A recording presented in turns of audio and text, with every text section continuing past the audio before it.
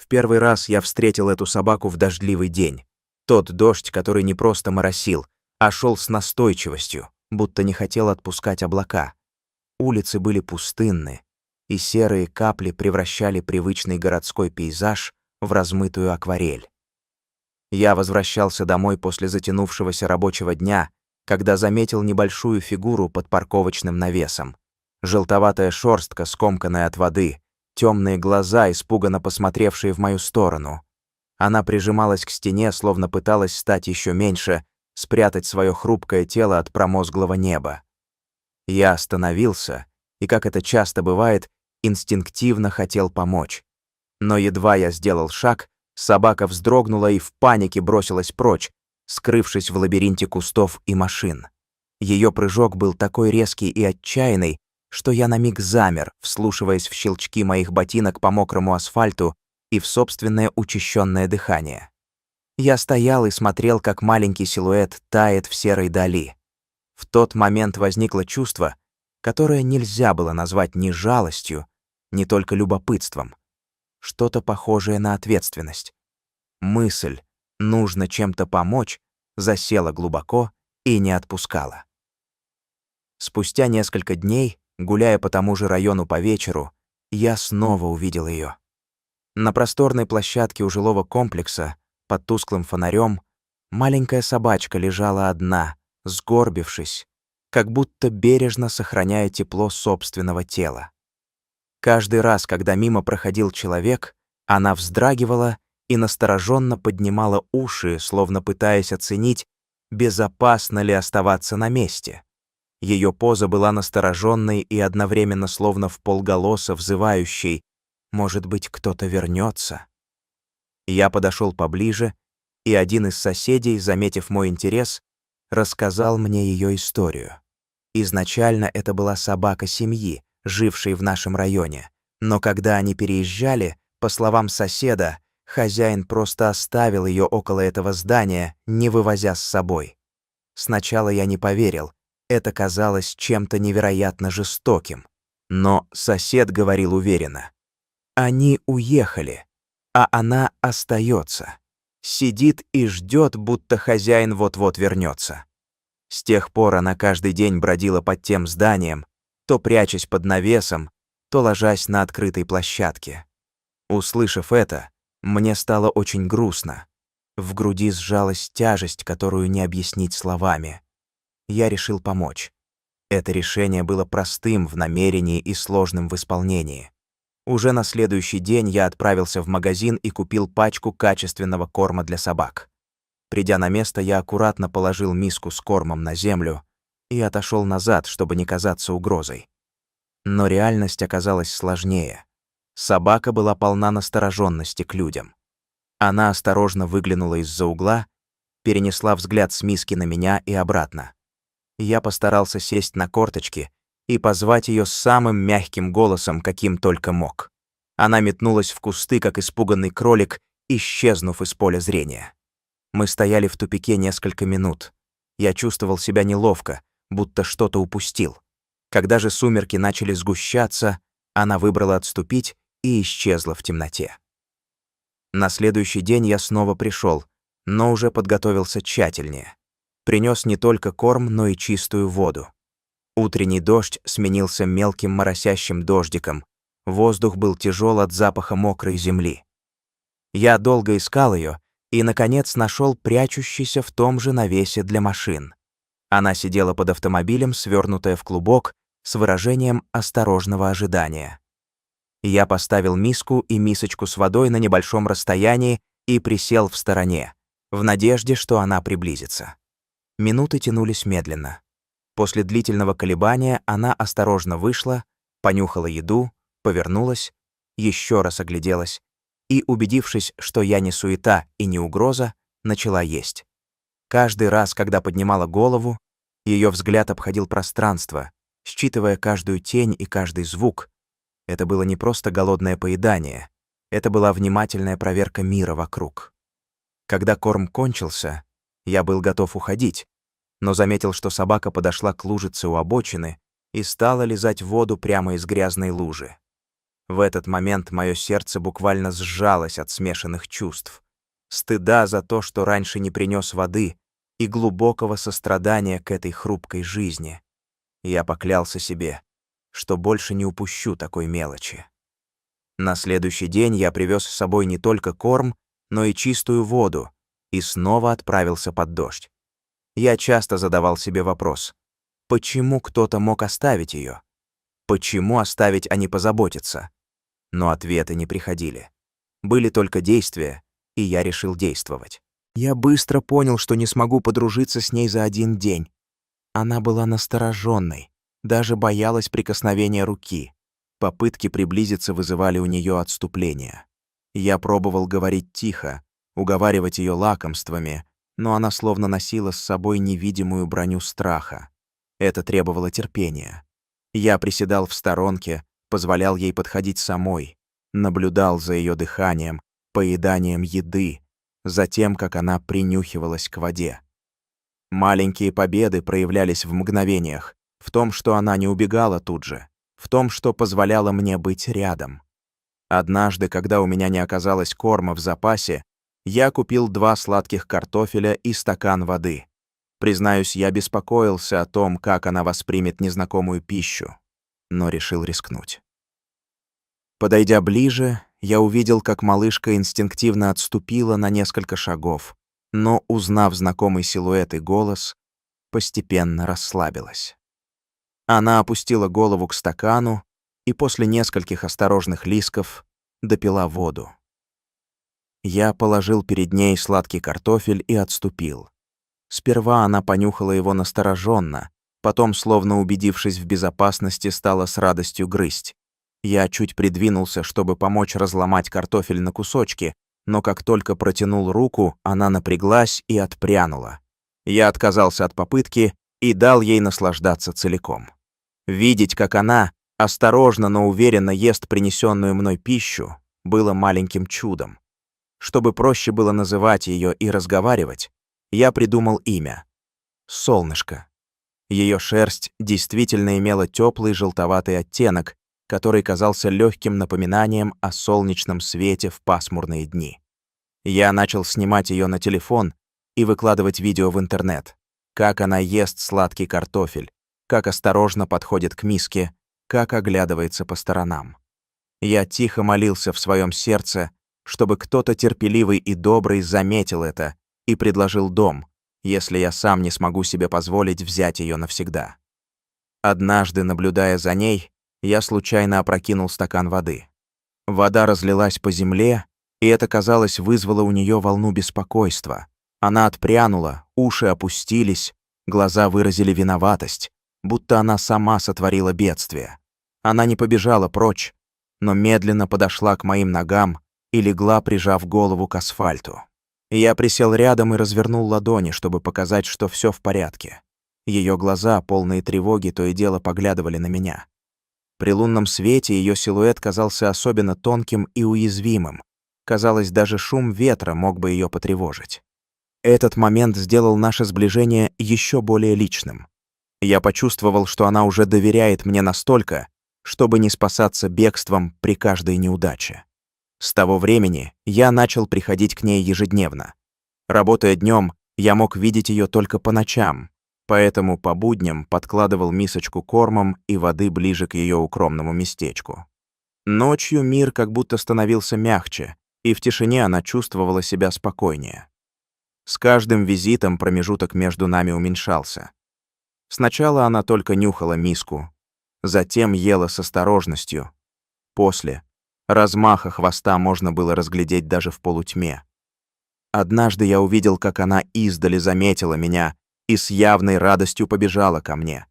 Ее походка стала легче, хвост задорно вилял, глаза искрились. Она выпила пару глотков воды и, будто вновь обретя детство, пустилась резвиться. Мне казалось невероятным наблюдать, как эта робкая фигура, которая когда-то так боялась людей, теперь выражает радость так открыто. Наконец пришел день, когда я смог навестить ее днем. Был выходной. Солнечный, теплый, и все вокруг выглядели бодрее. Я позвал ее по имени издалека и она сначала растерянно подняла голову, будто не сразу узнав мой голос. Через несколько шагов узнала, признала и пришла ко мне, опустив голову к миске, и пока не проявляя явного расслабления, вокруг было много людей, и собачка при каждом громком голосе поднимала голову. Видя это, я понял, что доверие — вещь хрупкая. Достаточно одного резкого звука, и она снова станет настороженной. Я стал учить себя терпению еще глубже, позволять ей самой устанавливать ритм общения, не торопить события. После такой прогулки произошло нечто маленькое и волнующее. Мы с ней остановились у лужайки, и вдруг она резко легла на спину, полностью раскрывшись навстречу моим рукам, без какой-либо маски осторожности. Ее пушистый живот оказался в моих ладонях, и я почувствовал ритм ее сердца. Быстрый, доверчивый, живой. Она тихо произнесла нечто похожее на мурлыканье, прилив удовольствия от внимания и тепла. В тот момент я понял. Робкая бродячая собака, которая когда-то пряталась от людей, научилась доверять. Это понимание было сильнее любого словесного подтверждения. Оно плотно легло в душе и согревало, как мягкое покрывало. С этого дня солнышко стало совсем другой собакой. Она словно превратилась из тени в живого спутника. Если раньше она пряталась, то теперь следовала за мной шаг в шаг, заглядывала в окна, бегала рядом. Однажды после дождя я принес ей яичный желток. Простая вещь, но вид ее реакции был невероятно трогателен.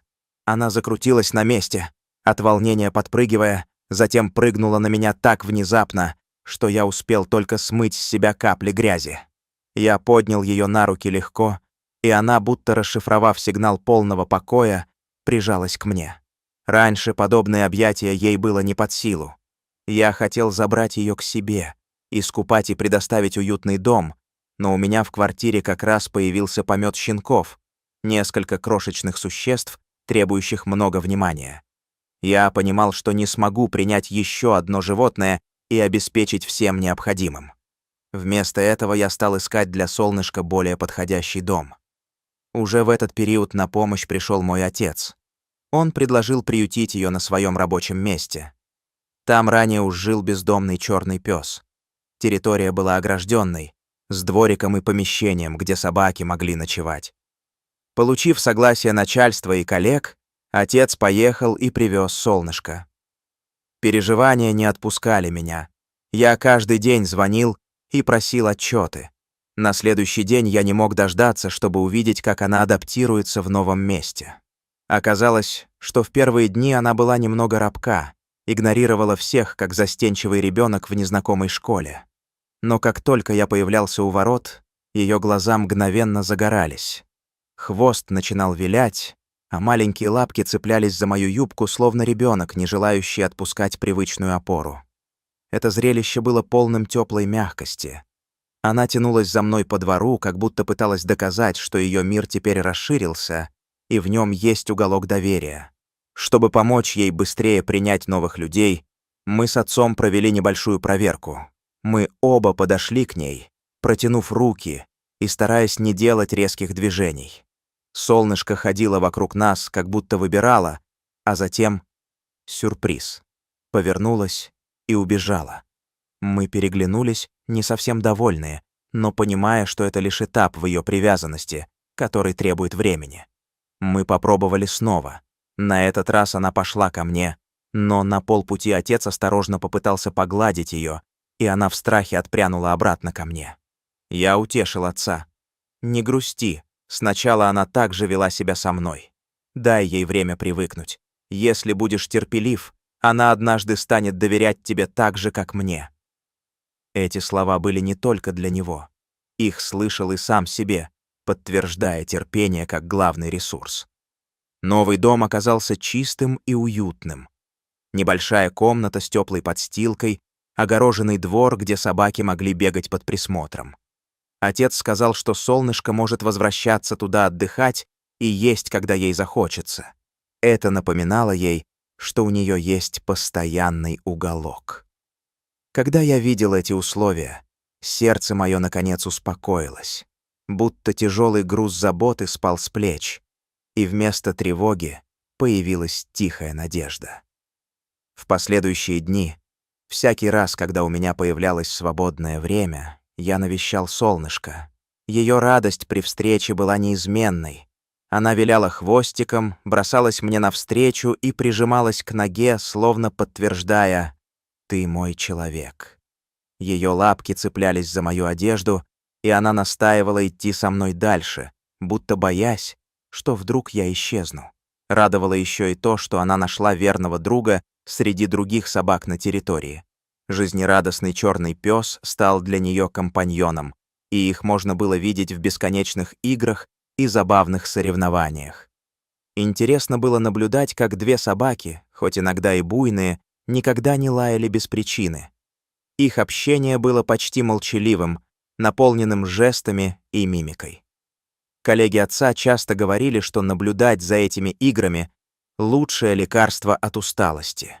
Смотреть, как два маленьких существа, которые не знали покоя на улицах, теперь нашли радость, было действительно умиротворяюще. Я постепенно осознал, насколько важно было не только накормить и спасти, но и подарить чувство принадлежности. Это чувство растет медленно, но его плоды самые настоящие. Однажды отец прислал мне видео. Солнышко лижет ему руку. Ее маленькие лапки мягко лежат на его ладони. Глаза полны привязанности и благодарности. В голосовом сообщении он едва сдерживал волнение, рассказывая, как собака изменилась. «Она теперь почти совсем не та, кого мы видели в начале. Звони мне чаще. Давай я тебе видео пришлю». Я улыбался и, глядя на экран, думал о том, как много сил отняло у нее право вновь поверить людям.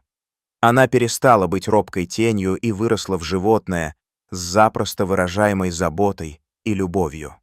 Со временем между двумя собаками выросла легкая конкуренция за внимание отца. Когда он появлялся во дворе, обе бросались к нему, пытались быть ближе, толкали друг друга, словно в игре. Эти чистые и простые моменты наполняли души людей, наблюдавших за ними.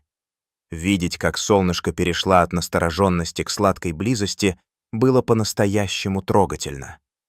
Я понял, сердце собаки — как зеркало. Чем искреннее ты будешь, тем больше доверия увидишь в ответ. Прошло время, и я часто ловил себя на мысли, что, наблюдая за солнышком, сам становлюсь лучше, терпеливее, мягче, внимательнее к деталям жизни. Вижу, как ее радость простых вещей, вкус воды, солнечный луч, поглаживание возвращает частичку человечности в нас. Ее счастье теперь не только ее собственностью, оно делится и распространяется на всех, кто был причастен к ее спасению. Солнышко, ты прошла длинный путь, от забытой жизни, бродящей в одиночестве и страхе, до дня, когда у тебя есть дом, люди, которые тебя любят, и товарищ, с которым можно резвиться. Каждый раз, когда я вспоминаю тот дождливый день и ее первый испуганный взгляд, сердце наполняется теплом. Мы не совершили великого подвига. Мы просто подарили тепло день за днем, проявляя искреннюю заботу. Но именно из этих маленьких шагов складываются большие перемены. Жизнь научила меня одной вещи. Даже самые глубокие раны поддаются лечению временем и постоянной нежностью. Солнышко — живой тому пример. Она научила меня верить в силу простых действий: миски с едой, чистой воды, терпеливых рук и голоса, который зовет не ради себя, а ради другого.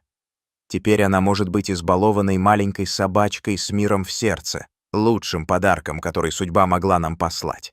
И я знаю, пока рядом есть люди, готовые дать тепло, даже самые хрупкие души найдут свет.